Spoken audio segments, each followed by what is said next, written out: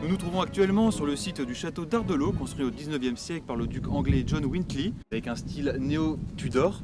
Aujourd'hui, le château est le symbole de l'amitié franco-britannique. Nous avons rencontré Marie-France Boutmy qui nous en dit un peu plus sur cette amitié.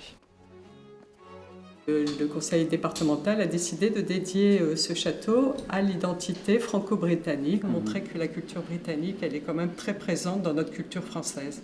Les siècles derniers, impossible de traverser la Manche sans passer par le Pas-de-Calais.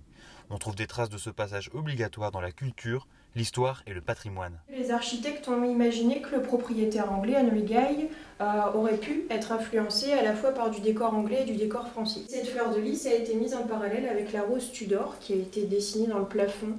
Malgré les rivalités historiques entre nos deux pays, ici personne ne s'étonne de retrouver leurs symboles respectifs dans la même pièce. Mais la mixité culturelle n'est pas la seule particularité de ce château. La légende raconte qu'il serait hanté par son ancien propriétaire. C'est souvent dans cette pièce ici qu'on entend le parquet craquer, qu'on entend les portes claquer la nuit. Donc on pourrait supposer que le fantôme de John Whitley, lui aussi, continue à errer, à hanter et errer le château. Fantôme français ou anglais, le mystère est toujours entier. Le château d'Ardelot est bel et bien le symbole de l'amitié franco-britannique.